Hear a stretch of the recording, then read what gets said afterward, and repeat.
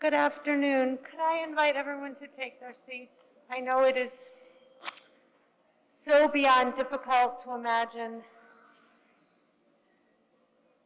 why we're here and so difficult because of these times of COVID.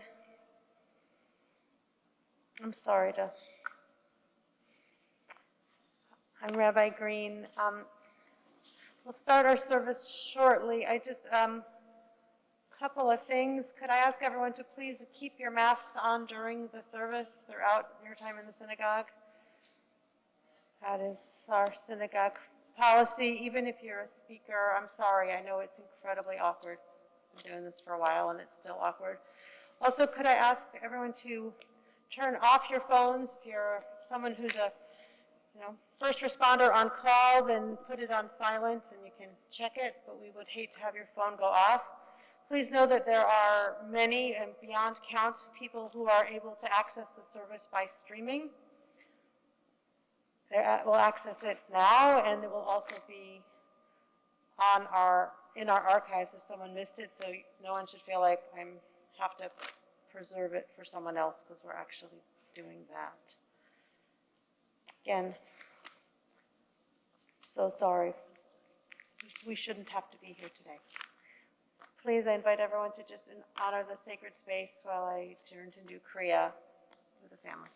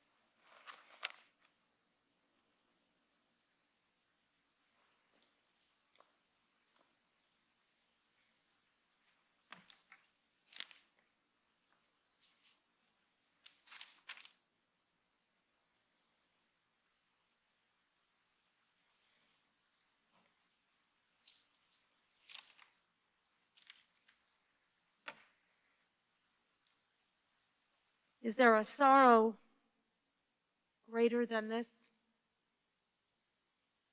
Where is our consolation? Let our silence our presence reach out to Alec's family, his parents, brothers, grandparents, aunts, uncles, cousins, all of us here who loved him. Let their tears fall on us. Let their anger break against us. Let our love and our deeds speak for us. In the presence of boundless grief, the poet said, Ein od tefillah b'sfatai. There is no longer a prayer on my lips. Yet we must pray as we must weep, because we can do no other. Oh God, be now with the bereaved family of Alec. Let them draw near to one another in their need for love and strength. Teach us to place our arms about them and to sorrow with them. Be with the mourners in their grief until hope breaks through like a bud in a dark corner of the earth. We are here. We have in our Jewish tradition a beautiful prayer, a prayer for healing and health, which in so many ways might seem incongruous today, but it is a prayer for wholeness too, and a prayer that I believe can speak to all of us, and a melody that I know speaks so powerfully to Lyn. Mishe berach avotenu mikor habracha limotenu. May the source of strength who blessed the ones before us help us find the courage to make our lives a blessing, and let us say, Amen. Mishe berach imotenu mikor habracha leavotenu. Bless those in need of healing with refuah shlema, the renewal of body, the renewal of spirit, and let us say, Amen. That prayer speaks to healing of body and healing of spirit. That Amen brought us all together to support you. Lyn, Bob, Jake, Jeremy, to your entire family. Prayers for wholeness. This afternoon we gather for the unimaginable, with the deepest of sadness. This is not what we should be doing. We should not have to be here to remember a life cut tragically short, a life of great potential, joy, direction, energy. Indeed, the 50 of you who are in the sanctuary and the friends and family who are beyond count joining us through live stream are all bereft. By all rights, you should be hanging out with Alec, talking about basketball scores, doing the things that you and he loved, and making good times, good memories. In recalling Alec and his all too short life, each of you know who you loved, and you know who you have lost. Reach inside at this moment. Hear Alec's voice. See his face. Recall a moment or a conversation that you shared with him that was quintessentially him. Something he said, something he did. He might have told you what you asked was dumb, or he might have laughed hysterically, or who knows. You will not forget his bravery or confidence, his determination not to give in to his illness. Nor will any of you forget that you knew where you stood with Alec, how he gave you his opinions, even and especially if he wasn't so keen on what you said. Lyn, Bob, you've raised 3 incredible young men. who love and respect one another. Don't know that any parents could do. If there's anything else we try to do. Alec set a high bar as an eldest brother.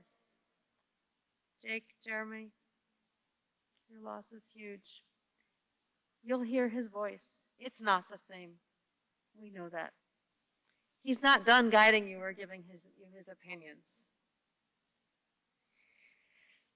All of you who are here, recall the grandson, the nephew, the cousin, the loved one, the friend whom you have lost. Family memories and connectedness, lifelong friendships, such moments and memories. We recall Alec's work ethic, his leadership, his debating skill. Don't get in an argument with him. His ability to read a room and know exactly what to say and how to act. None of us will ever watch the Food Network again with the same eyes without thinking of him or imagining him just sitting on the couch, hanging out with you, missing his presence. Your memories overflow. Camp, U of I, Highland Park High School, Sammy, his many workplaces, BMO, Frontenac, DOM, watching sports, travels, and hanging out close to home, too. As we gather this afternoon with love and friendship and deep sadness, let those of us who surround Alec's family here in the sanctuary and across the miles continue to surround Alec's family. Grief has its unpredictable moments and will continue for days, weeks, months, years. Surround Alec's family in the days and years, weeks, months, years to come. Lynn, Bob, Jake, Jeremy, Morton and Naomi, Bette and Larry, Amy and Richard, Scott, Jami and Glenn, Jeff and Eric, uncles and aunts and grandparents and cousins, Chloe, Bobby, Aidan, Ellie, Julia, Toby, Justin, Joshua, and Mayah. Surround this family as they will continue to feel their loss and they will need your support and your strength, even with time, especially with time. And because of these terrible COVID times that thwart the normal ritual of Shiva, those Shiva moments of hugs and cups of coffee and handshakes and pats on the back, please, I invite all of you who are surrounding the family, share your moments and your memories. Do something old school. Write a letter. Write an email. Do more than a text that might get caught in a really long chain. Please take a few moments and share even one story or many and share it with the family. Drop an email. Mail a letter. Share something that Alec taught you, a moment that makes you laugh. Whatever it is.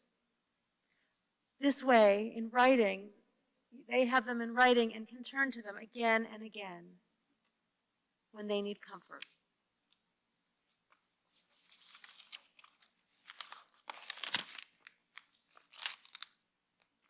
The poet writes, "It is a fearful thing to love what death can touch. A fearful thing to love, hope, dream, to be and oh to lose. A thing for fools, this and a holy thing to love. For your life has lived in me, your laugh once lifted me, your word was gift to me. To remember this brings painful joy. 'Tis a human thing, love, a holy thing." At this time of grief, we listen to the voice of our sacred scriptures that brings us the ever new message of God's nearness, tells of our kinship with the Creator in light as in darkness, in joy as in sorrow, in life as in death. The psalmist asks, "I lift my eyes to the mountain, what is the source of my help? My help comes from Adonai, maker of heaven and earth. God will not let your foot give way, your protector will not slumber. See, the protector of Israel neither slumbers nor sleeps. God is your guardian, God is your protection at your right hand. The sun will not strike you by day, nor the moon by night. God will guard you from all harm, God will guard your soul, your going and coming, now and forever. We turn to the words of the 23rd Psalm, which are in the booklet each of you has. I invite you to join with me.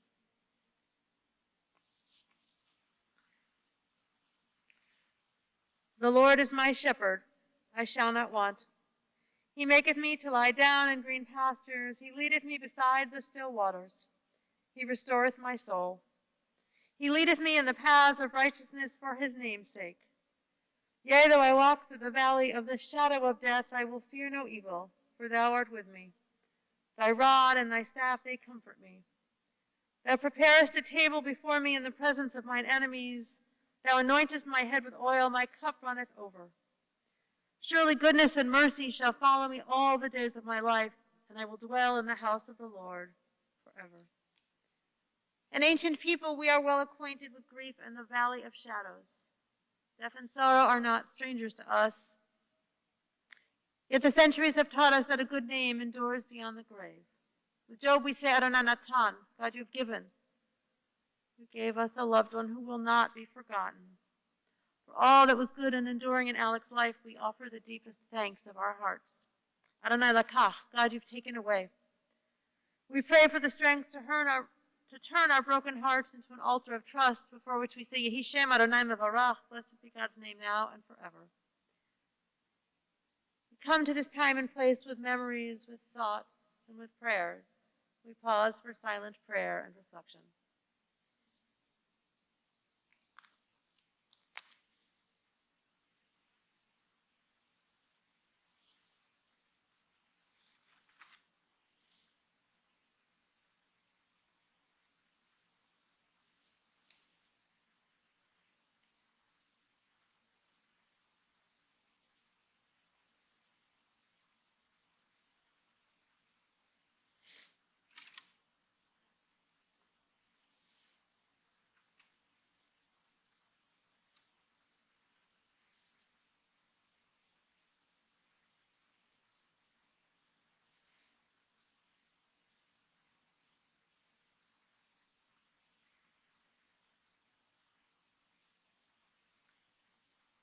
May the words of my mouth and the meditations of my heart be acceptable in your sight, O God, my rock and my redeemer.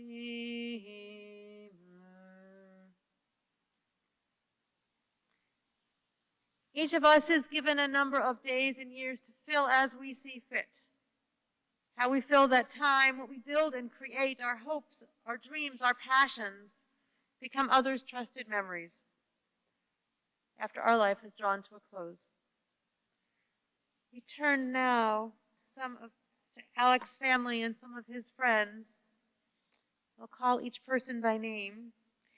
Invite those of you closest to the special story of his life to share your memories. We turn first to Lyn and Bob. All speakers, I'll ask you to come here to speak. I can adjust the mic, and please keep your mask on.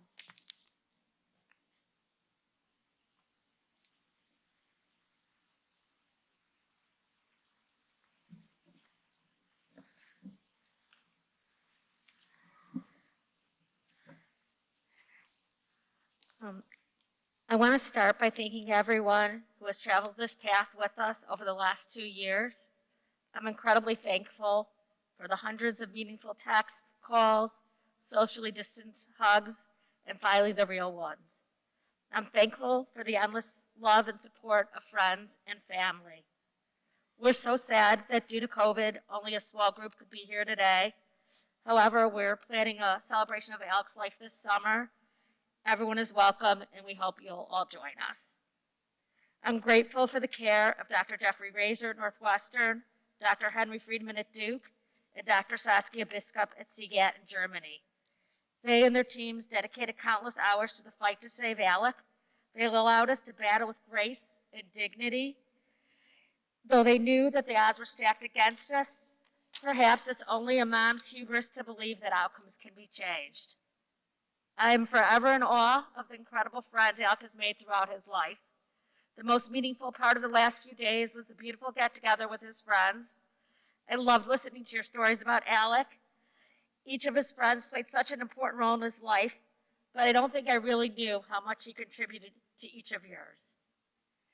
And as with any parent, there's so much I knew about Alec, and at the same time, so very little. I wish I had a video of every moment that he lived. In fact, I'm not really sure what a mom says when they lose their child. I could go on, but I'm going to keep it short and let each of you tell his story. Please reach out to us at any time and tell us about a moment, a memory, or an experience that you shared with Alec, as so eloquently asked in Hamilton, who will tell your story. Alec was and always will be the center of our family. I'm not sure when it became evident that he was the most knowing member of our posse of five. Whether we were lost wandering through a city in Europe, trying to pick the best restaurant, or needed advice of any kind, he seemed to always have the answer, delivered with the utmost confidence. He truly was our North Star. He was definitive in his opinions and thoughts, and unwavering in what he knew was true. He was witty, fun, and passionate about the things he loved. It's easy to pinpoint the things that he loved most: his family, his friends, camp, sports, Riley. However, I want to take a few minutes to talk about the things he loved that weren't quite so obvious to the outside world. He loved Guy Fieri, especially diners, drive-ins, and dives, but not his son Hunter. He loved Shark Tank, but not Robert. He loved $1 Million Listing and My Lottery Dream Home, but only if the buyers had big budgets. He loved Bobby Flay, Chop, Top Chef, and all cooking competitions. In fact, Alec excelled in his role of a food critic, but I'm not sure I actually ever saw him cook anything. But most of all, I loved him. I loved him from the deepest place in my soul. I loved watching him mature through the stages of life, from a chubby camper to a middle schooler dressed solely in basketball pants and basketball shorts, to a sometimes insecure high schooler, to a fraternity-loving college student, and finally blossoming into a successful young adult. A young adult who somehow discovered a love of fine clothes, shoes, and sunglasses, and even now, I'm not quite sure how that happened. And certainly, I don't want to dwell on the tragic last 2 years, but I am proud of Alec that he was a true fighter. He epitomized his horseshoe-given name of brave dancer. It's as if his name was given with premonition. We optimistically fought together, but he was the one that endured countless surgeries, rehab, and treatment. He soldiered on with grace and without complaint. My brave dancer. Alec, I will miss you every single day of my life. I will love you forever, and I know that you know how much you are loved.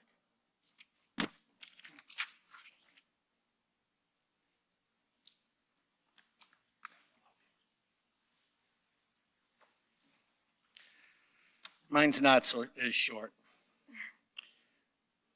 Who knew it would be important to be part of one of the loudest families of all time on a day like today, but hopefully you all can hear me. I'll speak up. Many nights I laid awake focused on why him, and being angry that based on the odds, how could this happen? What did I do in my life to cause this to happen to my son? I was able to manage that and decided I would try very hard to just focus on being with him, laughing as much as we could, helping him to get whatever enjoyment he could out of life. We had limited options, sometimes due to COVID, but his physical limitations impacted those options as well. Much of the enjoyment came from endless discussions on what he wanted for lunch or dinner, and Alec always saying he is the easiest one, but never being the easiest one. Or it was what we watch on TV, primarily sports, anything with Guy Fieri or Bobby Flay, Netflix stand-up, The Mandalorian, Curb reruns, and what became Alec's favorite show, The House of Ho. But it was mostly us being all together, like old times, sharing family stories and making fun of me. Alec wasn't a great sharer of his own emotions, but he would do a deep dive into yours. He was there for you, but you had to be prepared to hear it straight. No BS. He was tough love, but there was absolute love. His friends would tell you he was a go-to guy, dead honest, very helpful. He knew the right answers. If you were right, he'd tell you and help you make it even better, but if you were wrong, he'd make that clear as well. But would do everything he could to help you make it right. Tough love wasn't confined to his friends. I asked him a question the other day, and let's just say he thought it was a stupid question. I would like to believe that some of it had to do with how his brain was wired at the time and what he was dealing with, but he proceeded to bombard me for hours every time he saw me about how ridiculous the question was. When I asked him how much longer this was going to go on, he laughed, and I know you can all picture that laugh. He laughed and said he couldn't get it out of his head, and it might go on for hours. And it did. And every time it did, I could hear Jeremy in the other room laughing hysterically. Alec loved Illinois basketball. He would not have enjoyed the game yesterday at all. And you guys know he would have said 100 times, this is over. He also loved the White Sox and the Bears. He was passionate and very knowledgeable sports fan, but what he cared about most was his family and friends. We had an opportunity to spend time with some of his friends yesterday and hear college and Camp Horseshoe stories. Words can't describe what that time meant to my family, hearing all the ways Alec impacted your lives. However, what didn't get said was how all of you, and I mean all of you, not just the people we saw on Saturday, all of you, impacted his life. He loved all of you so much and would have done anything for each and every one of you. You guys helped make him the person that he was. Other than his family, there was nothing more important to him. To me, the only silver lining from this pandemic was that not much was going on, and he never felt he was missing all that much. It would have really hurt him to miss watching games and being in restaurants and bars. And we talked about it all the time. The fact that he knew that a lot of people were just sitting around like him actually made it a little easier for him to take. For years, Lyn and I have been saying what an amazing group of kids Alec has surrounded himself with, whether from grade school, high school, camp, college, or work. Your friendships, respect for each other, and love helped make him the confident, caring person with leadership qualities that he became and you talked about. Thank you for sticking with him despite the fact that his return texts or emails could come days late because of only his assessment of the urgency and need to respond. The messages we have received from you over the past few days have brought us to tears and are just absolutely priceless. Alec loved his jobs in finance.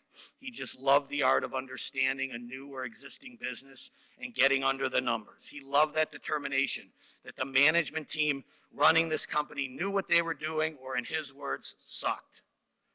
Most importantly, he loved the people he worked with and always commented not only on how smart and accomplished you are, but how you are just great people and mentors. I hope you all know that he truly loved working with you and respected all of you so much. Some of our best times before he couldn't do it anymore were our daily walks in Sunset Park. His classic questions about the weather every single time, just to annoy me when he could easily look up the temperature on his phone. Or where were we walking, when he knew every day exactly where we were walking. When we weren't watching Riley chase squirrels, we would often sit and watch the kids either play basketball or play baseball, and Alec would comment on how bad they were. I would try to tell him that he and his friends were no different, but he wouldn't have it at all. But he would reflect on his time playing sports as he knew that he wouldn't play anymore. He was on a lot of different teams, and he loved it because it was with his friends, especially the basketball teams. But we're watching kids play baseball, and a lot of his favorites, one of his favorites in his opinion, was the greatest Highland Park youth baseball team of all time, the Angels, coached by Scott Goldstein, winning most of their games by the slaughter rule. I remember how much he loved to catch Tyler and pitch to Tyler. He would come home with a bruise on his hand, with a giant smile on his face because they probably just beat a team by 15 runs. Alec was not a participation trophy guy. He loved to win and win big, which was what that team did and why he loved it so much. No one tried harder to help him win this fight big than Lyn. and her continued efforts to uncover anything possible that would save his life. I think she contacted every doctor in the world having anything to do with brain cancer, a medical trial, or any medication that could help. She did anything and everything to keep this going and hope some cure would come while he was still here. Most nights I woke up to the light of her laptop as she was endlessly searching. There was one defining day, one defining scan that signaled to all of us that no matter how hard we tried, we were likely not going to win this time. I had to pull the car over on the way back from Northwestern, and Alec and I cried together. On one hand, he said he didn't care about what the doctors thought or what the scan showed. He would continue to fight on, and he did. But he also wrote an email that day to the four of us saying, life clearly isn't fair, and told Jake and Jeremy, quote, I feel like if anyone was going to take this one for the team, it should be me. I'm no American hero, and that's a comedic reference to his Uncle Scott. But let's be honest, Jeremy couldn't handle it, and Jake is just not the ideal one. Eventually, you will face more adversity, so I will set a good example. All I want is to spend time with all of you, be happy and comfortable, and be treated like the same old Alec. Nothing has changed. My three favorite movies are Ted 1, Ted 2, and Sausage Party, and don't feel like there's anything you can't ask me or say to me. And that is what he did his whole life. He set a great example to his brothers, showed them the way, and set the tone for how they were going to grow up together. They never fought, were always a team, and that was how he captained the ship. He always controlled the clicker, and Jake and Jeremy loved him for that because they knew he was going to put on exactly what they wanted to watch. They knew he would always steer that ship in the right direction, but the four of us knew this time was winding down, and he really wasn't paying much attention to the Illinois games in the semis in the Big Ten tournament and didn't scream about the Bears signing Andy Dalton as a starting quarterback. In our many drives downtown to Northwestern, we would listen to Howard Stern. My family knows how much I love him, I like him, but I turned Alec on to him as well. I think he saw a little of himself in Howard. Howard's smart, but he lived the same type of humor as Alec did. Howard loves music, and Alec actually does a little more than most people think. One day, Howard became emotional about a song he loved, and he played it all the way through. I reached for the channel, started to turn the channel as the song was a reminder for me of what Alec was going through, but in a very non-typical fashion, Alec fashion, he told me to leave it. Alec and I got very emotional, and Alec made it clear this was going to be a one-time thing. I listened to it daily for a while until I just couldn't anymore. The words express everything we feel about Alec as the center of our family forever. The song is Keep Me in Your Heart by Warren Zevon. Shadows are falling and I'm running out of breath. Keep me in your heart for a while. If I leave you, it doesn't mean I love you any less. Keep me in your heart for a while. Sometimes when you do some things around the house, you'll think of me and smile. Keep me in your heart for a while. I'm tied to you like buttons on your blouse. Hold me in your thoughts, take me in your dreams, touch me as I'm falling. Keep me in your heart for a while. When the winter comes, keep the fire lit, and I'll be right next to you. These words keep turning, but they're running out of steam. Keep me in your heart for a while. We all love you, Alec, and we'll miss you deeply. In your heart, and you will be in our hearts not for a while, but forever.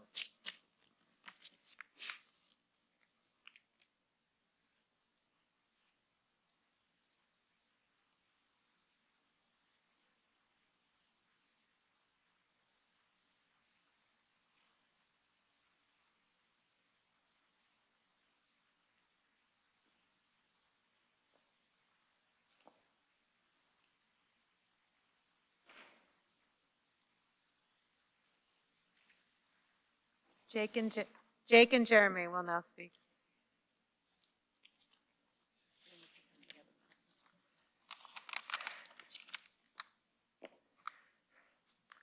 People sometimes find it hard to believe that Alec, Jeremy, and I never really fought growing up. 3 boys in one household, and we never really fought. And this started with Alec. He set the tone for the house, and Jeremy and I followed. He is a true leader, someone that you want to be around and that you want to listen to. The glue that holds our house together, as my dad said, the person who literally controls the TV remote when we all hang in the living room. Alec is a true big brother in every sense of the word. The lessons he taught me in our childhood and adult life have made me the person I am today. He may not know it, but I've watched him with a close eye and modeled my behavior after him. I saw a person that was hardworking, poised, outgoing, stoic, and confident, and I wanted to be like that. There's an ongoing joke within our family from my childhood. When we would go out for dinner, and Alec would say he had to go use the bathroom, I would quickly chime in and say I did too. My parents and Jeremy would just joke and say that I was just copying Alec. And they were right. I wanted to be exactly like him. I find myself incredibly lucky to have a best friend like Alec. We would talk every single day, whether it be a text or phone call, or even just sending each other a dumb tweet or meme. I constantly turn to Alec for advice, and he always knows the right thing to do. He has an ability to look at an issue or question from a very practical lens and is not swayed by what others do. The best part about getting advice from Alec is that he tells it like it is. There's no sugarcoating or considerations for your emotions. It's a certain type of tough love that is just so unique to Alec. But underneath all this tough love, there's an incredible amount of loyalty and deep care that Alec has for his family and close friends around him. It is ironic that when Alec was a child, he was very protective over his toys, and his favorite line to constantly say was "no share." That is obviously not the person he grew up to be. He has shared his wisdom, friendship, advice, humor, and wittiness with all of us every single day. Alec always seems to have the answer, whether it is correctly naming where every professional athlete went to college, or somehow knowing the directions on a road trip. He is always right. My dad and Alec often get into debates, and when we turn to Google to find out who is correct, there is never a surprise. It is Alec every single time. And then, of course, he would follow this up by making fun of my dad excessively. But again, that is just as tough love that we love so much about him. Another thing I admire about Alec is that he knows exactly where he stands. He knows what he likes, and he knows what he dislikes, and does not pander to others or BS just to make you happy. It is an incredible confidence and sense of self that many do not possess. Some of my favorite memories with Alec are the simplest ones, such as sitting on the couch and watching the same dumb comedy movies repeatedly, or watching hours upon hours of diners, drive-ins, and dives. When it comes time to select a movie to watch, Jeremy can never comprehend how someone as smart as Alec never wants to watch something serious or with a message. Instead, we just opt to watch Ted for the 100th time. Over the past few years, Alec and I have had our own 2-person book club. When I would fly to Chicago, I would always bring a book or 2 with me, and I would head back to New York with a new one. We never actually sat down and discussed any of the books, which may not surprise many, probably does not surprise my family, but it was something special and unique to us, and that gave us both a lot of enjoyment.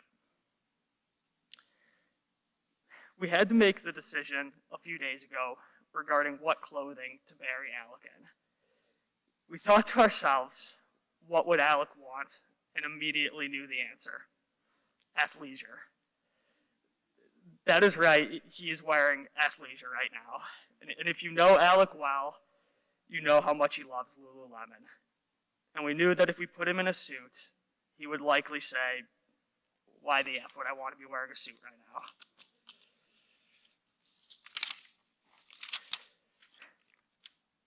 There have been countless times over the past few days where we have found ourselves saying, what would Alec say, or what would Alec do? His memory and his personality remain so strong within all of us, and all we can do is continue to live our lives with enjoyment. Alec would not want us to dwell or mourn. That is not how he lived his life. My dad and I went to Alec's apartment yesterday, and scattered around were stacks of GMAT books and practice materials. Even while carrying the burden of his illness, he still had goals and dreams of going to a top-tier business school and continued to strive to be his best self. His attitude throughout life, and especially throughout the past 2 years, shows exactly the type of person who he is, never getting down on himself or thinking, why me, and always maintaining an incredible amount of resilience and spirit. Alec, I would be lying if I said I wasn't scared to continue life without you. You have been with me for 26 years, and it's hard to imagine spending the next 26 without you. But even now, when I have a question or issue, I know that I can turn to you, and I will hear your advice and know the right thing to do. When I need a laugh, I can turn on a comedy movie, and I will feel you next to me laughing too. When I read a good book, I will keep you in mind and think of all your wisdom and intelligence. When I watch a college basketball or NFL game, I will have an extra Bud Light just for you. When dad or mom say something that you would think is dumb, I will be sure to make fun of them a little bit just for you. And I promise to watch over Jeremy and take care of him as a big brother, the same way you have taken care of us our entire lives. I love you, Alec. I promise to make you proud and continue to live my life the way you would want me to.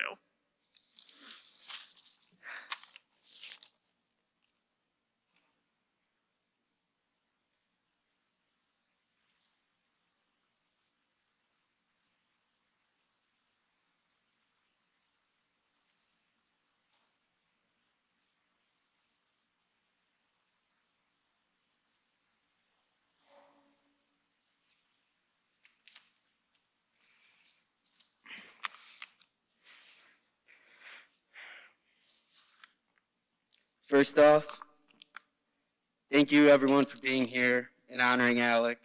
It means the world to us and definitely means the world to him. Thank you to all who are joining us on stream as well.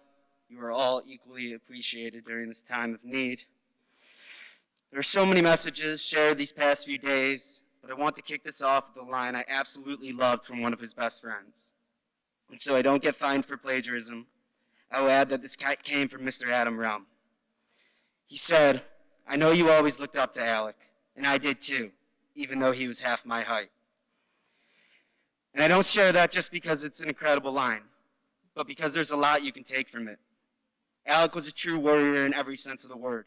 His great confidence levels of who he was and what he stood for outweighed everything else.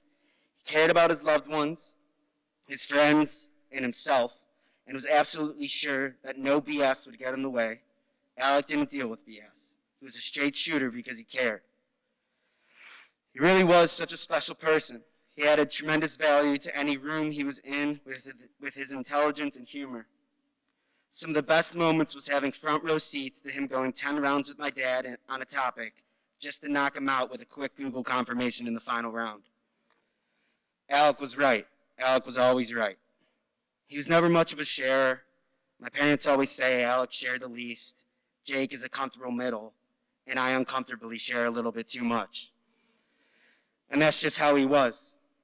And I truly believe it was because he never wanted to make things about him. He enjoyed chiming in and offering advice on other people's issues. Alec taught me sarcasm, and he taught me how to have a sense of humor. He was hands down the best at it, and so quick to get off a clever remark that you just couldn't help but laugh, even if the joke was directed at you. Alec taught me confidence. He walked onto the basketball court like he had no height disadvantage whatsoever, and he walked into every room ready to contribute in meaningful ways. He taught me how to laugh at myself. When his walking got bad and he took a tumble, he was sure to make fun of himself. He never once complained or tried to make people feel bad for him. He wanted to try every medicine possible, no matter how bad the side effects were or how little hope the doctors expressed. The night before he passed, he said to the four of us, "If I stop taking medicine, that means I'm giving up. so that means I'm not going to stop taking medicine. Those are the words of an absolute savage. A warrior, a beast. His methods of being an older brother were unique, but extremely effective. As you can tell from Jake and my speech right now, he ran a tight ship. He kept things in order. And I strongly believe that set the foundation for him, Jake, and I to grow up with very minimal fights, besides the one time I threw a watch at Jake's head. That shocked Grandpa Larry. Of course, I credit my mom and dad for setting that tone too. But Alex set that tone for us, and it worked like a charm. I couldn't ask for a better family. Our time was definitely filled with tough love, but I wouldn't have wanted it any other way. It made me stronger with my own securities. As someone who has always struggled with anxiety, Alec was the goal I had in mind. His mindset was something I always wanted and will continue to want to get to. Because he didn't care what others thought. As long as he was doing best by him and the people he loved, that's all that really mattered. On top of all of that, Alec was a blast to be around. He loved a fun time. If it were up to him, there would be a six-pack of Bud Lights under all your chairs, and we wouldn't have been allowed to begin this service until all of them were crushed. He probably would ask for some flat screens showing March Madness and a beer pong tournament at his burial site as well. I apologize to all that that is not the direction we will be going.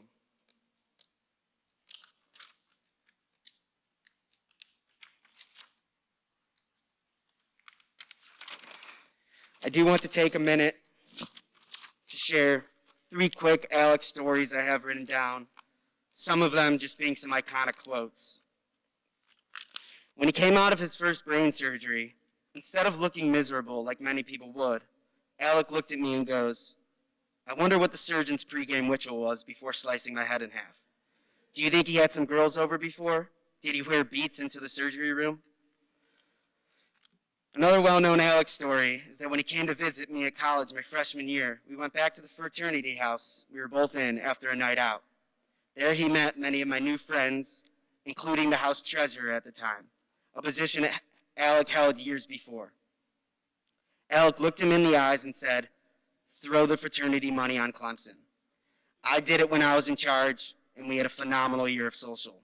Just don't think about it, throw it on the Tigers." Finally, in an email he wrote to me, Jake, my mom, and dad following a scan that showed massive spreading of the tumor, he wrote, "Whatever the doctors said is meaningless. Politicians take their own stats and spin them to their advantage all the time. So as far as I'm concerned, the doctors can shove their life expectancy timetable up their you-know-what." Once again, a warrior in every sense of the word. Jake, Mom, Dad, Riley, and I are forever grateful for what Alec gave us. As sad as a moment this is, I'm excited to see a symbol stem from his fight and inspiration he has given all of us on my forearm every day for the rest of my life. Life is filled with uphill battles, and everybody's path may look a little different. Alec taught me that's okay. He taught me that well before his diagnosis, and kept teaching me that throughout his battle. He taught me to embrace adversity and uncomfortable situations, and I'll do my best to follow that, as I know that's the number one thing he would want for all of us. I know we will all be channeling our inner Alex whenever times get tough. Alec, I love you forever. We all will. Thank you.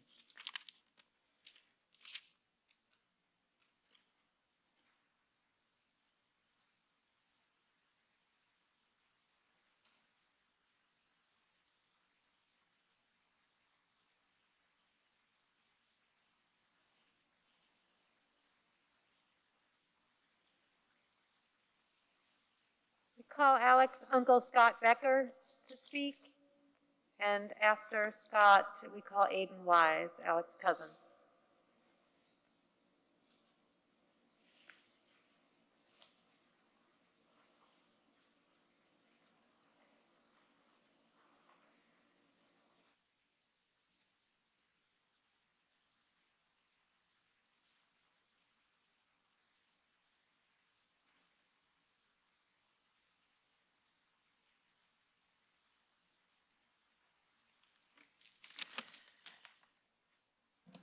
What a honor to get to speak about my nephew, Alec. Oh, what an awful tragedy. Alec was just a beautiful young man, an American hero, someone that made everybody else feel so good about themselves. What a tragedy. But what a great blessing. And Bob and I talk about this often. They have these 2 years with him. They have some time to embrace every moment we could with him. When he was first diagnosed, I remember Passover 2 years ago. Passover 2 years ago, we were there with so much of our extended family, and everything was perfect in the world. Alec was looking to apply to business school, to move forward with his life, and everything was so positive. And just that following week, Lynn went with him to move into his apartment. He had a seizure, then the diagnosis, and the surgery. And what a tragedy. But what a blessing to have these 2 years with him. What a gift to have these extra 2 years. We knew it would be daunting. I give tremendous credit to my sister, my brother-in-law, who's like family to me, Jami and Jake. They tremendous grace through these last 2 years. Tremendous effort. As Bob said, Lynn 24/7, Alec 24/7 looking for new treatments. Well, looking for new treatments, going through this path, also spending so much time just embracing their friends and their family and everybody. I give Lynn credit. We talk about this all the time. Liz and I talk about this all the time for having made this tremendous effort to build this close nuclear family. And never did that pay off more than these last 2 years. I mean, she made true effort at it over the course of their entire marriage, the 3 boys, Jami and Jake, and they just did a magnificent job. She had so much grace and strength these last 2 years. I look at his friends, and just many friend groups shy away in a period of difficulty. It becomes harder and harder to see your best friend in such a difficult spot, but not his friend group. His friends went through this daunting period with tremendous sort of perseverance and love for Alec, and it filled Alec's days. I remember this last several months, Alec sitting on the chair on the couch, but never alone, because I think that the positive of COVID is his brother's in a lot more, but his friends are also constantly with him by text or by email or seeing him or visiting with him. I heard so much about Nate carrying him to his friend's house and taking care of him, and Malkin's house and other friends, and just watching the friend group over the years just circle around him. Just a magnificent effort by his friends, but that's the person Alec was and the way he attracted people. A great blessing, a tragedy and a blessing. A great blessing for his cousins over the last couple months to come in and visit with him. Whether Charles and Jonathan, Jami, Elise, Chloe, Bobby, Ellie, Aidan, Justin, or Julia, spending so much time, this chance to be with him as much as they could. And I know from afar, Justin, Toby, and others loving him. This chance to grieve and have this blessing of this last special time with Alec. And Alec was a remarkable person, just a remarkable person, a very easy person to get close with and be close with. He was so easy to be with, as all of you know. I was fortunate as an uncle, and he's the person who made Rick and I uncles, the same with Amy and everybody else. He made my parents grandparents. He made Lyn and Bob parents. He was the first. He was the captain, as you guys say, just beautifully so. I was fortunate, and Rick was as well, for us to share so much with Alec. We hated Michigan. We hated Jim Harbaugh with a passion. It was a great, fun thing to do, and notwithstanding Jake and Chloe, we hated the University of Michigan. We loved our Illini. We loved the Bears. We were both in Illinois business. We were both Sammy's Illinois. We shared so much. I never really understood the love for the Cardinals in the family or the White Sox, but I did have this beautiful thing with Alec where his father knew how much I loved Alec and Alec's company. And so when the Bears would be in a playoff game, which was, 2 in often over the last couple decades, his dad would say to Alec, "I do not want to go see a Bears game. Your Uncle Scott, I'm sure, will take you. Call him." And so I would get to take Alec to a Bears game and watch them lose whenever they lost and play. But just a magnificent thing. And I thank my brother-in-law for being so gracious and Alec. And then I watched Alec the last couple of years coming to terms with this. And anybody who talked to Alec over the last couple of years knows that he would use the phrase, and very often would you get to talk deeply with him about this, and he would say, "I was dealt a bad hand. I've talked to therapists, I've done the work, I'm not doing any more therapies, I'm not talking to any more therapists, stuff like that, but I was dealt a bad hand, and it's okay." It was just like amazing grace to watch him deal with this over the last couple of years. couple of things I loved about my nephew is there's a couple things. Jake and Jeremy would teach me the most ridiculous phrases, the most horrible phrases. I didn't quite understand them. I might need a tutorial at some point, but I would just sort of laugh with them at what they would teach me, the things they would teach me and Alec would teach me. I would make the most ridiculous comments, and my daughter who's here, my son who's listening, know that I will make ridiculous comments constantly. I can't help myself. I don't know where it comes from, but the most ridiculous comments. And the more ridiculous comment I made, and I texted the boys this the other day, the more ridiculous comment I made, the more Alec would laugh. The more he would laugh. So we'd encourage, of course, if I'm going to make ridiculous comments, he's going to laugh. We're going to make more of them. And we just had so much of that the last couple of years. And I embrace this. Bob knows from the start this is going to be a difficult, long period of time. And we were going to embrace their immediate family so much so, and everybody else around him, spending every moment we could with him these last couple of years. So we embraced it. But my favorite thing, the most ridiculous thing I would say, when it was so ridiculous he couldn't laugh, he would look at Chloe and Bobby, and he'd look at them and say, "Can you believe that he's raising you? Could you believe this is your father?" And he would roll his eyes, and we would just laugh, and we would just, and Chloe would look like, "I just can't believe this," to the skies, and Bobby would laugh. And it was just such a special young man. He was so special to all of us that had the chance to visit with him. He was so, so special. It's what a gift to have these last couple of years with him. What a tragedy and what a gift. And Wise, I love you so much. I can't wait to see you on the other side and hang with you, my brother. But just a wonderful, wonderful young man. Thank you so much.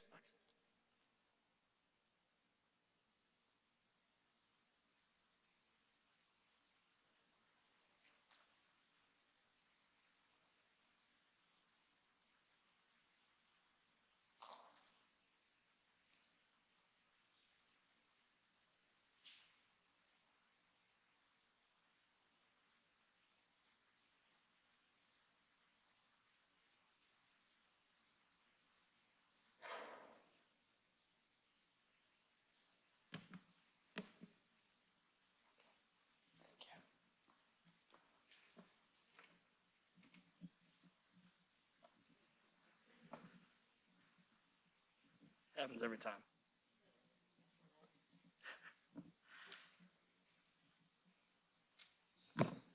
Thank you.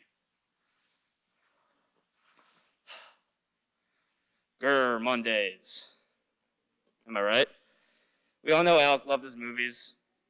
We would spend hours watching and reciting lines from the classics, Ted and Ted 2, of course, The Hangover and Step Brothers, and of course many others as mentioned before. Now, there's a lot I want to say, but I'm going to keep it brief and to the point. Alec was the oldest cousin in our family, and for my sisters and I, he was someone you could rely on, someone you could lean on, someone who could always have the answers and you could go to with problems. He had all the answers, accurate or not, and he knew what to do in any given situation, accurate or not. He was one of the smartest and funniest guys I ever knew. Now, as everyone knows, Alec loved his years in the Northwoods of Wisconsin at Camp Horseshoe, and he was one of the major reasons I decided to go there. And I spent my first 4 years with him. I was called the younger A-Wise, or as some of you in the crowd called me, Wheezy. Alec also loved to call me that. Now, it's a nickname I've always worn with pride, and I felt I always had a reputation to live up to. Now, to me, Alec was the person I wanted to represent at Horseshoe. The laid-back but competitive kind of person he was defined what camp was all about to me. He was a role model to everyone, and everyone at camp looked up to him. As mentioned before, the most accomplished people at camp make Golden Horseshoe. This part of camp is one of the most rewarding things that a camper can do, and it's something everyone tries to accomplish. As Lynn mentioned, Alec's name was Brave Dancer. The adjective and family couldn't be more perfect for the kind of person that he was. The Dancer family was known to be enthusiastic, optimistic, and have a strong sense of humor. And adding the word brave to that description solidified the type of person that Alec was in and outside of camp. This is particularly the case in Alec's fight against cancer. He endured so much and fought his illness all the way to the very end, never giving up. He had bravery in his veins for all 28 years. My life will never be the same. Our lives will never be the same. Alec brought joy and laughter to everyone's life, and I will remember and never stop admiring him. I will never stop looking up to him. I'm beyond blessed and grateful to have had a cousin like him, and I couldn't be more honored to carry on the A-Wise name forever.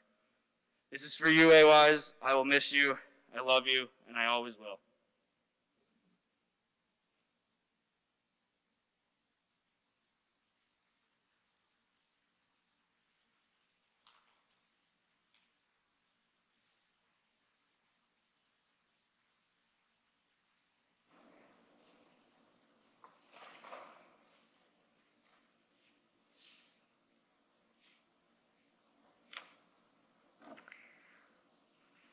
We turn to Alec's friends. I'm going to list all of you because I know some of you are coming up together, but you don't all have to come up now. Danny Malkin, Alex Rosenberg, Nate Scheck, Mikey Gutman, Jeremy Rosenfeld, Adam Rum, Tyler Goldstein. I'll invite Danny to come forward first, and then we'll.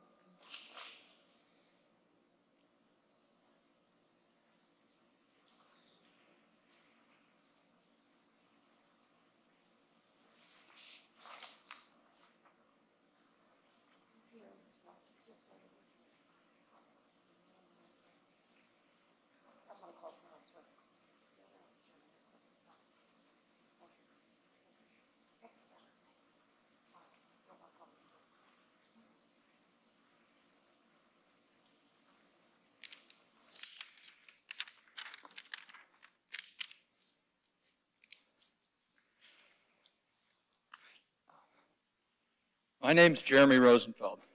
I'm part of Alec's extended camp family. Growing up spending the summers together and competing with and against each other for everything from loose balls to the 1 inch of visible sock that Rosie tightly guarded in scalp wars, to the extra chicken Kiev in the mess hall that Rosie guarded equally as tenaciously.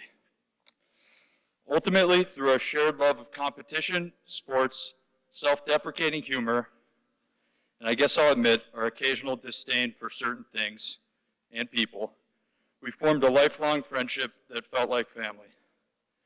Alec, true to his name, had the uncanny ability to make you laugh at yourself while loving him.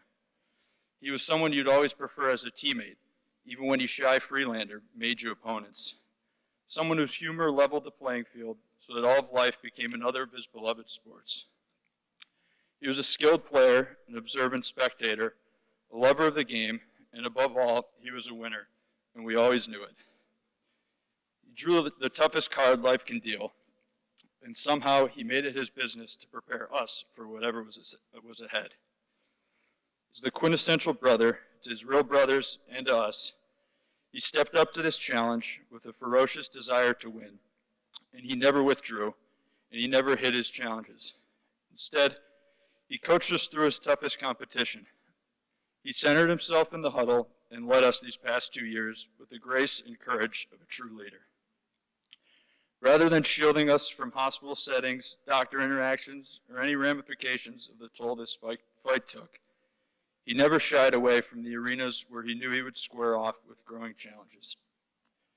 He made it to Beinlichs and backyards, barbecues, and televised battlegrounds between his favorite teams and ours. He was simultaneously able to be captain and teammate, manager and trainer, sports fan and critic, and any other role that allowed his commentary to be far more entertaining than the games themselves.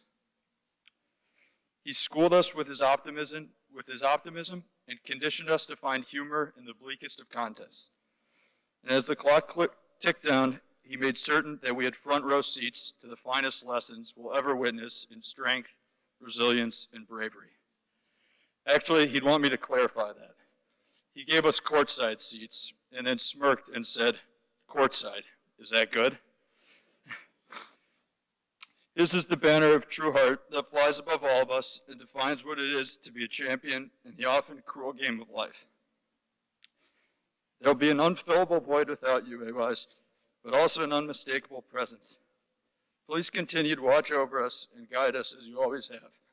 We love you and we miss you from now until forever.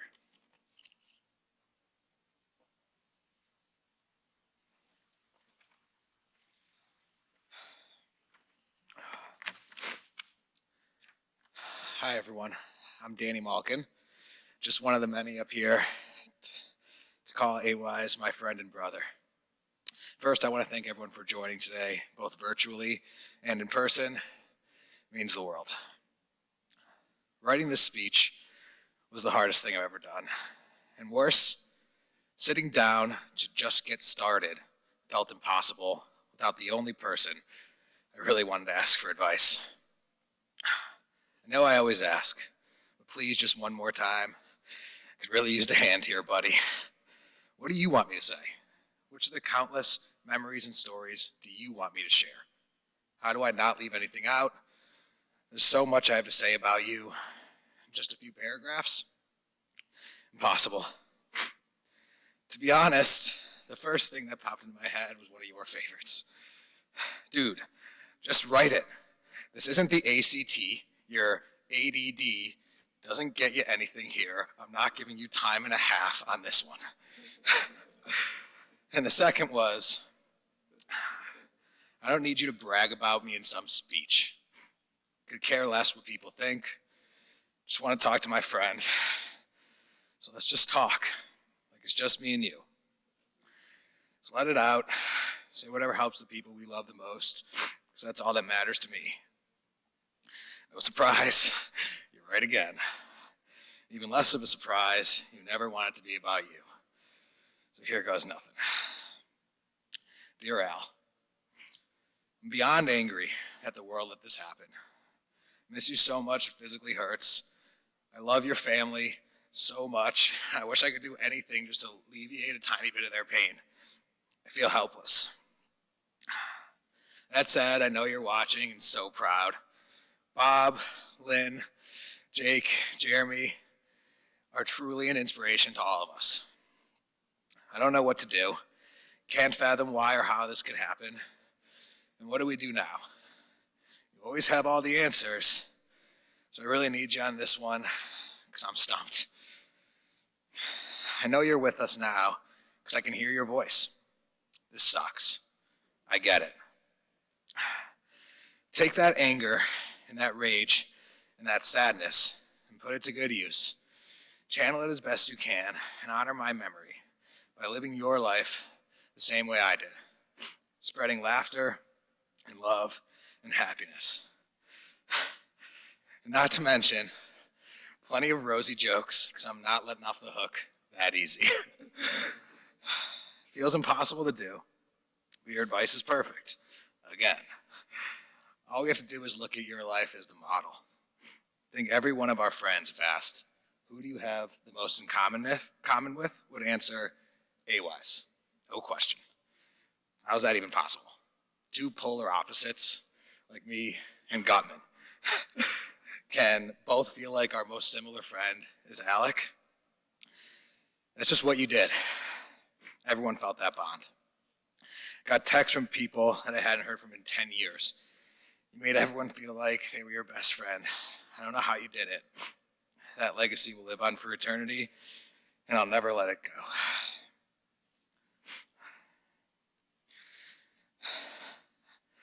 I know you're with us now. I know you always will be. And I will never let that end. I was in denial about your condition, especially these last few months. Never having the chance to say goodbye will always hurt. But still, I'm not saying goodbye. Never saying goodbye. Never letting go. I know you're with me and watching. And while you are, I'm going to live my life to make you even half as proud to call me a friend as I am of you. I love you forever.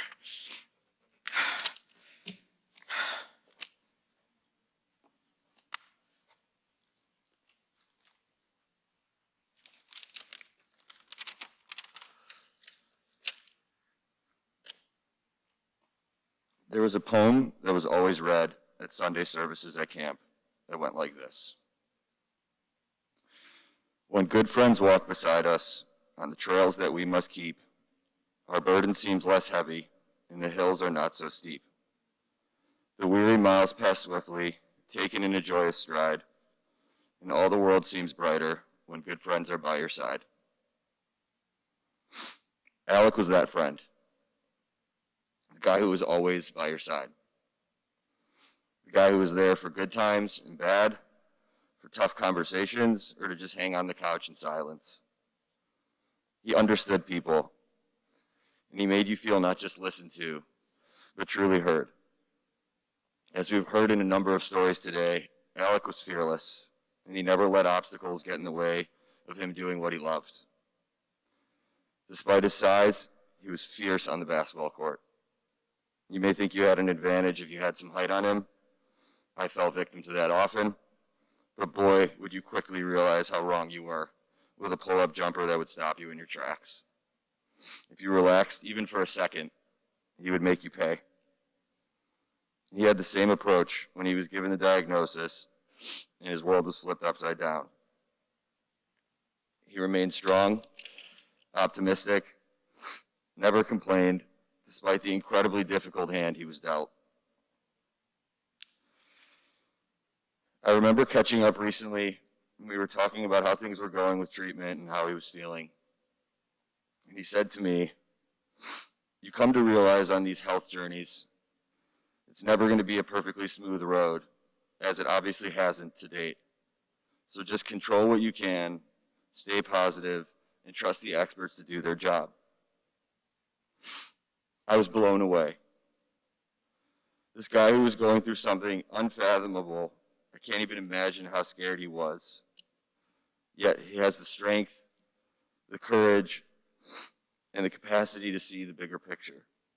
Despite all the pain and suffering he had endured over the last so many months, he could remain positive, put it all into perspective. I will always remember that wisdom and that strength and promise to try to use it in my own life going forward.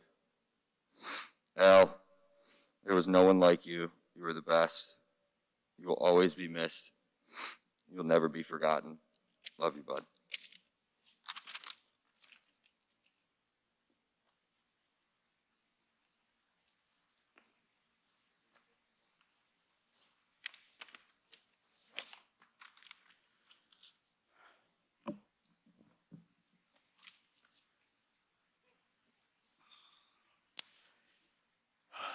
Good afternoon, everyone. I'm Alex Rosenberg, and I too am a part of the extended camp family and blessed to have had such a special and close friend. Our friendship started in the North Woods and truly grew into something special. Our crew was small, yet it made us all so close, and Wise was the core of the group. After moving back to Chicago a couple years ago, my friendship with Alec became even more special. At first, our apartment buildings were next door to each other. His bedroom looked directly into my tiny unit. Keep in mind, my unit had no blinds, and he can always keep tabs on me. Apparently, we thought our living situation wasn't intimate enough, and we decided the next year to move into the same building, with my unit being directly below his. We would spend so much time together that our door lady would joke that we were a couple. To her credit, we had weekly dates on Saturdays, where we would go to Starbucks, or Spucks as he would like to call it, for coffee, and then East Bank for breakfast, and end with a quick trip to Lululemon. We shared so many of the same interests, from food to coffee to clothing to sports to business to Japan. We could talk to each other for hours on end. He was my guy. He was always there for me, and he was incredibly loyal. He was a tough kid full of tough love. His advice usually ended with a "stop whining," or "grow up, Rosie." He was an athlete and he was a competitor. He had a remarkable ability to make you smile, even when the shots or jokes were at you, and he had the most infectious laugh. He had a special gift, which was that he connected on a personal level with each of us, all in different ways. He always made it about you. But today is different, so no whining, Al. As these guys said earlier, camp was such an important part of our lives. And as Lyn mentioned earlier, at camp we were given these tribal names that defined our character. I was given Courageous Fire, which, as Wise would quickly say, meant I was a head case. I'd argue that's not fitting, but that's besides the point. Wise was given Brave Dancer, and looking back on it now, it could not have been more fitting. These past 2 years, he was as brave as it gets. From surgery to rehab, he never complained. And he had a remarkably unique ability to find joy where no one else could. He displayed to us what strength, resilience, and courage truly is, and he did it with a constant smile, full of humor. He taught us the definition of integrity. No matter what came his way, he always stayed true to himself. He stood strong when mettle and courage were scarce.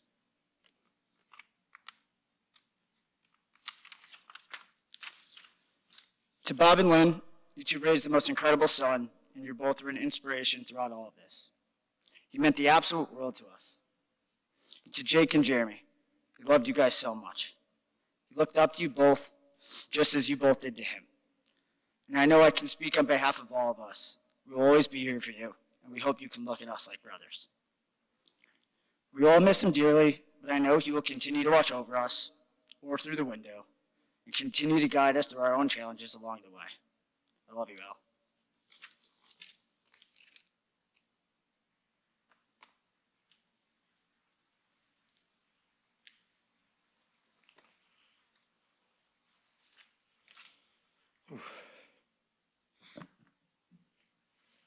Raise the mic a little bit here. Partner. A lot of you know, Wise is my fantasy football partner.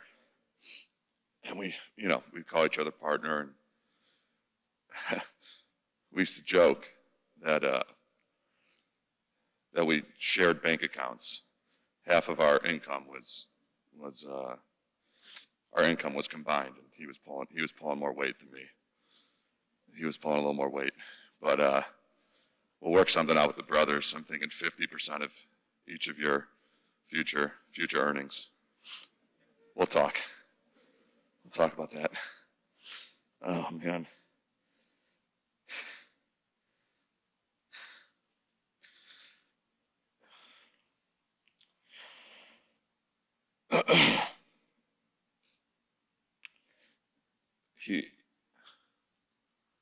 You know, when you're a kid and you have like a play date or something, and you get really excited. And you say, I'm teaching. I'm a teacher right now, and remember the other day, the girl, this was actually on Thursday. She said, I have a play date with Violet after school. Well, that's how it was for me with Wise. He was larger than life for me. And every time, whether it was after his diagnosis or before, I got excited when I got to spend time with him. Because, it was really just about the little things for me. And there's stories. We have a lot of stories, but I just love to be with him.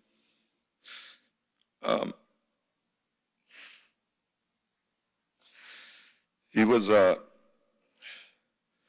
most meaningful person in my life. He still will be. He changed my life. I told you this, Jeremy. He really saved my life.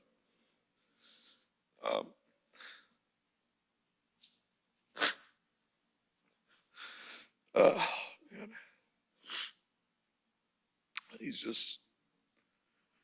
There's no one like him. An absolute huge heart. Just the biggest heart. And I love how he held on to the little things for years. Something could happen, he would bring it up. Whether it was teasing you about something, Bob, or he made a bad call at Horseshoe one time, and every time it was like a 10-second call. Every time it came up in basketball, he brought it up. And, we got it. Just the little things, who he was. We were actually hanging out. We were up late, and he was at home. We were up real late. And we were watching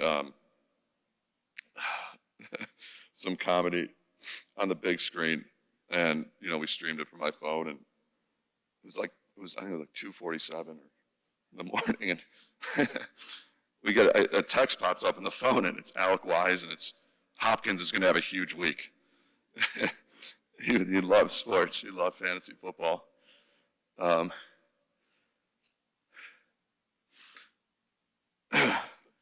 just want to mention a few things here.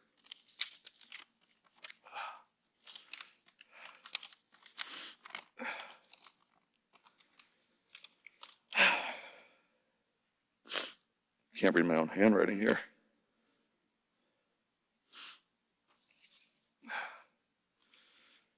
Wise was incredibly inclusive. Incredibly inclusive. He was my rock. And he made me feel safe. And, you know, I'm scared too, for sure. But as Jake said, he's the most selfless and humble person, and you know, it wasn't about him. It was never about him. He would want us to live our lives and live with love and live the same way he would, and think about him in that way. Not the last few months, the last couple of years, but that big crazy smile he had. As we all knew him, as we all remembered him.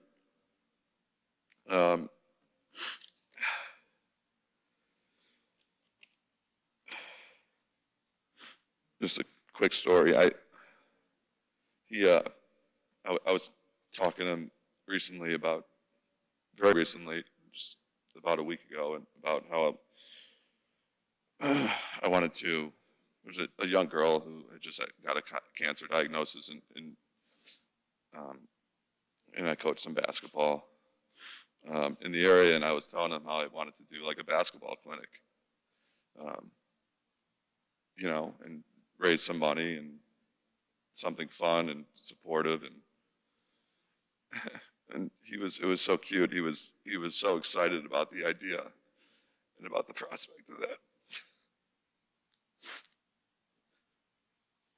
And he said,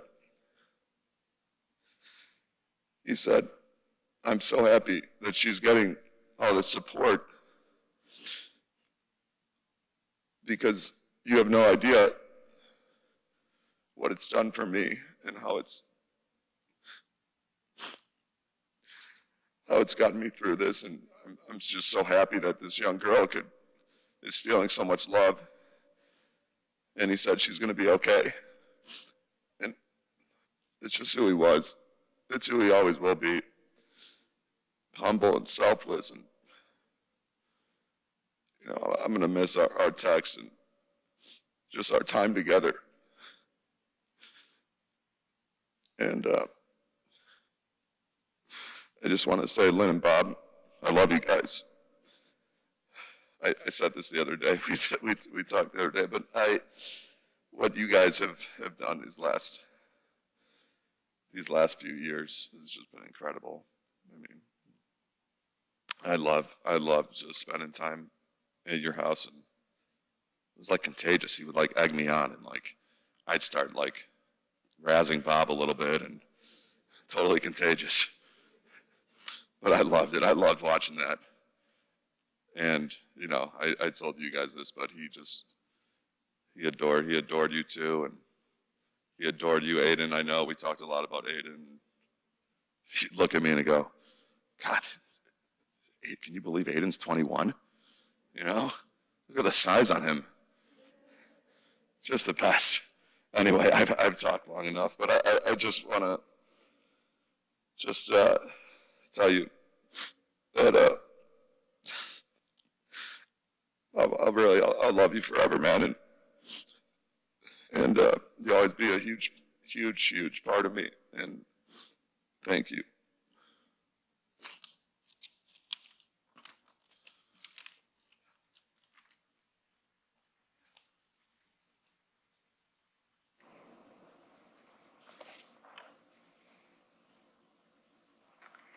Invite Adam Rum to speak next, and Tyler Goldstein, whichever order you'd like.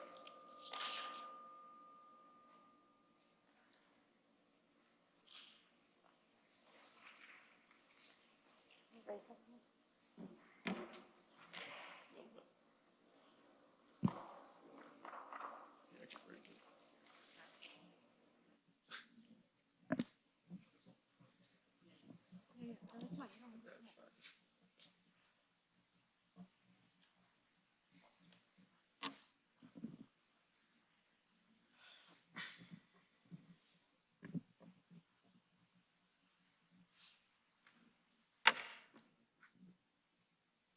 That's good, yeah.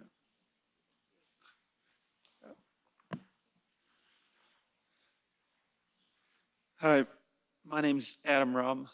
I'm not usually a man of many words, but I had to share a couple about how special A-Wise was to me. I'm honored to speak today. A-Wise was probably 10 inches shorter than me, but I always looked up to him. He was quick-witted and impulsive, but calculated.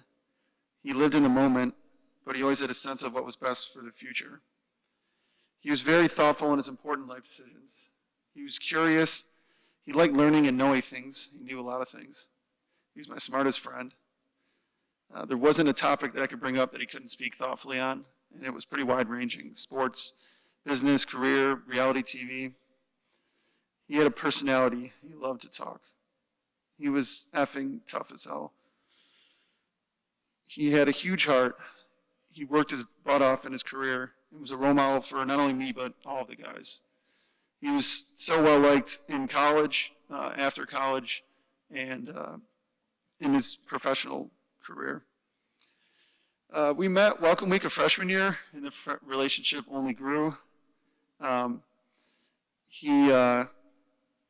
We became closer freshman and sophomore year, and then by junior year, we decided to study abroad together in Paris with Cone and Lessem. It was, we were the unlikely couple in the romantic city of Paris, living in a 400 square foot apartment in bunk beds. 5'6" guy with a 6'5" guy. And that stood out a lot because we were taking pictures everywhere we went. Naturally, the short guy gets the bottom bunk because it's A-Wise. We went to France without speaking French, which is a little bit of an obstacle. I decided to learn 20 words. A-Wise decided to learn like 0 words. Except we had to play on the basketball team and he had to call out the plays in French, which he struggled with. But our friendship only continued to grow. We lived together senior year, visited our siblings together in Europe, moved in together to an apartment on Oakdale with Piketty and Pollock, and with Nate, our partner, given how much time he spent there. As other people have said, what A-Wise loved most was the banter. He just liked spending time with the guys. He had an infectious laugh and smile, his cackle, his wit, making jokes, nicknames, talking sports, girls, life, just BSing like young guys do. He was at home in that world. For so many things in life, A-Wise was the first person I would text. Everything in sports. Most recently, it was sports betting and Illini basketball. We were such big fans through the tough times. We finally broke through this year and chatted through every game with Kozlov. You know, it's sad they lost yesterday, but I don't think it would have been fair if they would have won and A-Wise just missed it. A-Wise loved sports, watching and playing. He was the great basketball player that nobody expected. 5'6" with thinning hair, Jewish-looking guy, and then drains a one dribble pull-up or hits a three or blows by his defender. He was a naturally coordinated athlete. Our softball pitcher, flag football, beer pong, he had a really unique shot. Watching sports, he always cracked me up too. Nobody overreacted to a couple plays at the beginning of the game. Nothing cracked me up more than his flip-flopping too. During an Illini game this year, Adam Miller missed a couple threes. That guy sucks, he needs to transfer, and then he makes a shot in the second half. Oh, I love that guy. About a month ago, I was watching basketball with Nate and A-Wise. Me and Nate are chatting. Who's that old NBA player that went to Eastern Washington? And A-Wise's answer is Rodney Stuckey. He's like, see, Rum, I still got it. He was battling brain cancer, but he kept his humor. He didn't want to bitch and moan about his condition. He just wanted to hang like the good days. Rosie highlighted this a few years back before A-Wise got sick, and it really made me understand why I liked him so much. Nobody was a better listener. He loved to talk, which he loved to admit. He wouldn't listen if you talked about LeBron James or the Cubs, but if it mattered, he wouldn't just hear you, he'd listen to you when you paid attention. He would play tough and cold, but he had a huge heart. He truly cared about you and what was happening in your life. And not only did he care, he was smart enough to give you the best advice. He was helpful and constructive. When we lived together on Oakdale, I wanted to leave my job in public accounting. He was always there as my guide. Hey, Wise, how's this firm? They're good, you know, I know XYZ, not sure if that's what you want. Let me connect you with him. A-Wise sent me PowerPoint slides related to my role that someone sent him a few months back. He talked through the material with me. He was thoughtful and thorough. It was a Saturday morning interview, and he spent Friday night helping me prepare. He didn't sugarcoat, as everyone has said. He was honest, but he had a way of building you up and giving you confidence. And he was killing it in his career. We all valued his thoughts and perspective most. And all of our friends agreed about that. When A-Wise lived with Andy Pollock on Erie, he was in between jobs for the summer. And he did the same thing with Andy, talking through roles, connecting with people he knows, giving honest feedback, and giving him confidence. And Andy got the job he wanted to get. Even last month, Brandon Cohn was looking for a new job, and he was still talking with A-Wise, asking him about the firm. A-Wise obviously knew some people there because he knows everyone.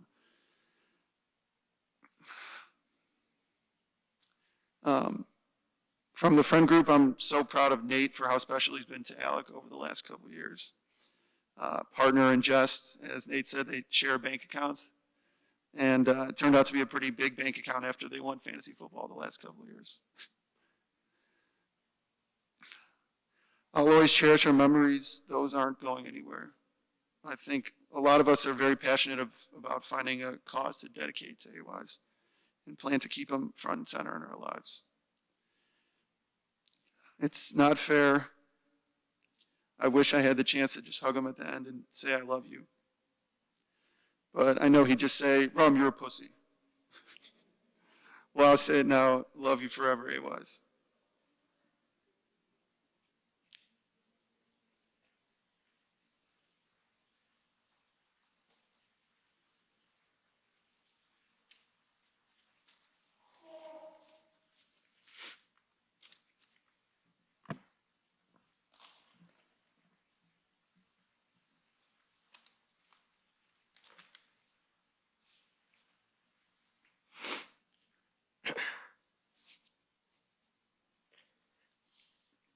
Alec's been my closest friend for as long as I can remember, and it's hard to imagine life without a minute. As I've reflected, I take comfort in the countless memories Alec and I shared, from our early days on the basketball court and baseball field to our trips to Florida and Las Vegas just months before Alec's first night in the hospital.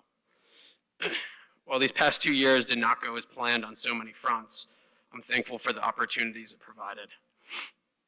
The time we spent together at Shirley Ryan, Highland Park, winning our fantasy football league, Alec being there to celebrate my engagement this past summer, and our regular phone calls and texts, which I made sure not to take for granted. Alec and I had a lot in common. We bonded over sports, work, and some of our best memories were spent on the couch, hanging out, eating, drinking, and watching a game. While we spent college and our first years out of school in different places, we never missed a beat when we got together. The simplicity and effortlessness of our friendship is what I cherish most about my relationship with Alec. We enjoyed each other's company, and as I've gotten older, I found those friendships are hard to come by. I'll miss those times, and I'm glad we had opportunities to do so during Alec's last few weeks.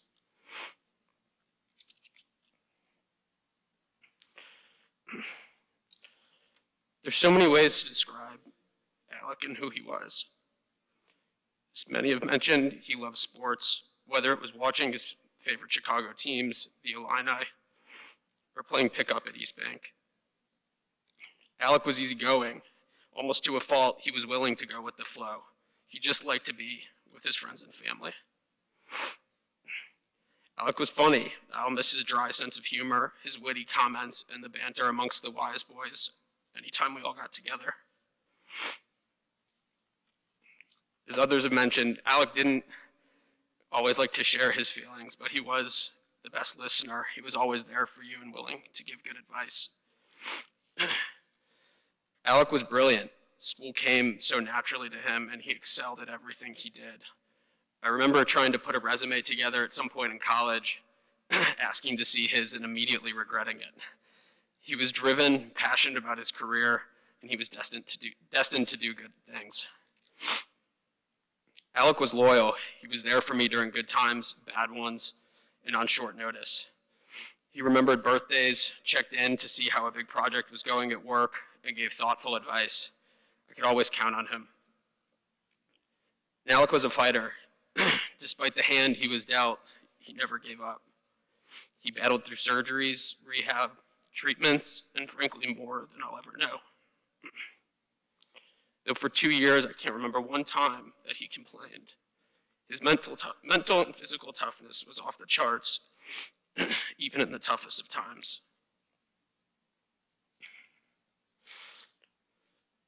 Lynn, Bob, Jake, and Jeremy, you've been like a second family to me for so many years. And I have such admiration and respect for your family. Your unconditional love and support is second to none, and a lesson to all who witnessed it these past 2 years. There's nothing to say that can reverse this tragedy, though I know there is some relief in knowing that Alec is in a better place and no longer struggling. And while you've lost a son and a brother, I hope you can take comfort in knowing that you've gained so many more. We all carry a piece of Alec with us, and his legacy will live on forever. Alec was like a brother to me, and I'll miss him dearly. But I'm thankful for the years that we had together. It hurts to know that we'll miss out on so many more years of memories, growing older together, and that he won't be standing next to me at my wedding next year. The last few days I've thought a lot about how I'd describe Alec to my kids one day or to others who didn't know him. Alec was just the best. He was such a good person, and I can't think of any better way to be remembered. I love you, Al.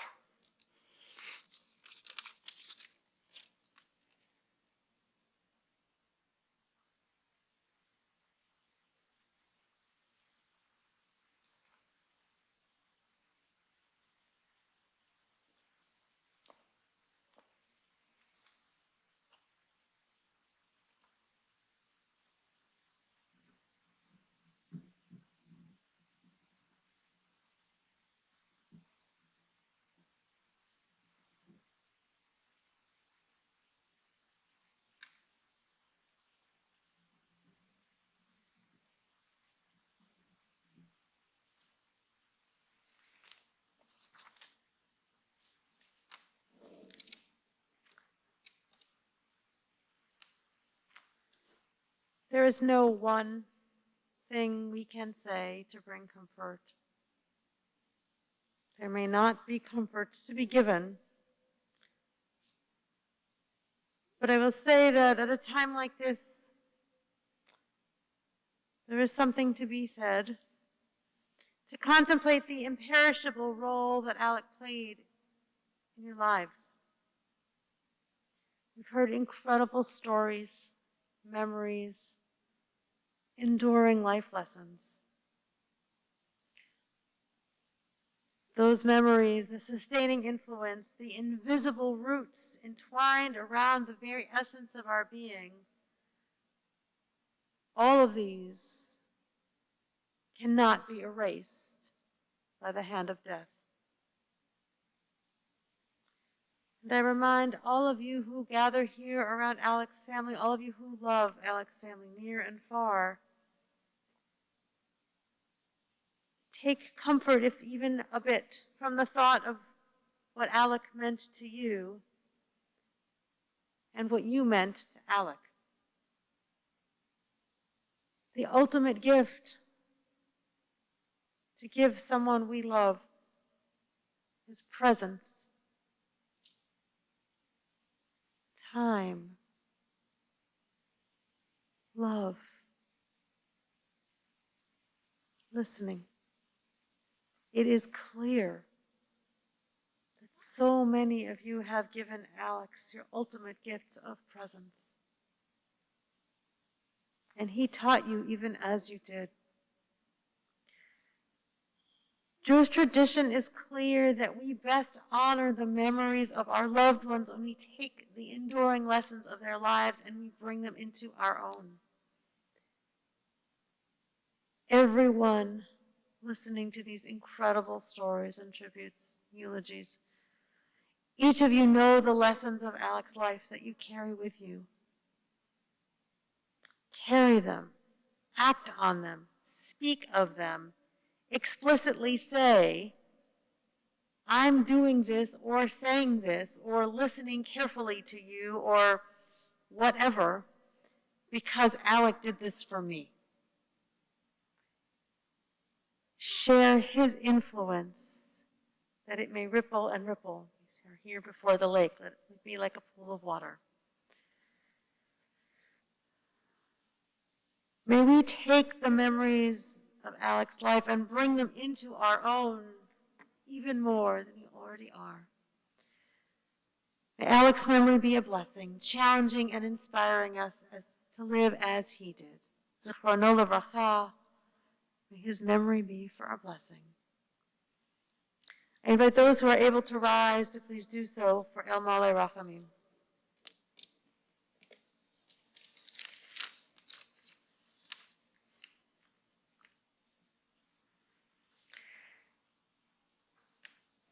El Male Rachamim Shochein Bamromim Hamsei Menucha Nechona Tachat Kanfei HaShchina Im Kedoshim Utehorim Kezor HaRakia Mazirim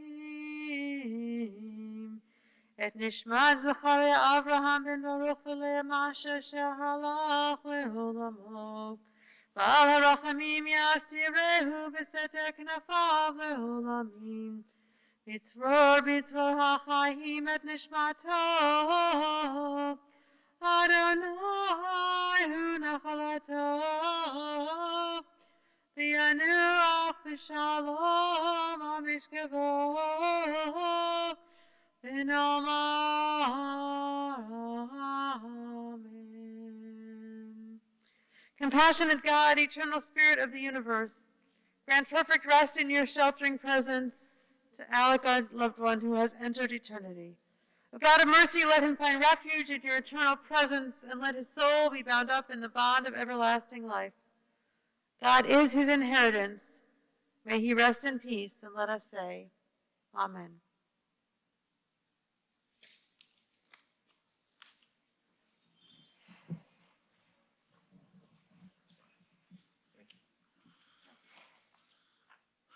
Ladies and gentlemen, the interment service will continue at Memorial Park Cemetery in Skokie. For those of you who will be driving in the funeral procession, will be forming just in the circle in front of the congregation. Please obtain an orange safety funeral sticker to place on the right-hand side of your windshield. Have your bright lights and hazard lights on at all times. For additional measures of safety, we will be providing a car in the back of the procession to hopefully keep other cars from entering the procession. For your own safety, I recommend using your horn liberally as you're going through the intersections. Please do not speak or text on your cellular phone while driving in a funeral procession. Memorial contributions in his memory to the Rory David Deutsch Foundation, North Shore Congregation Israel, or to the charity of your choice.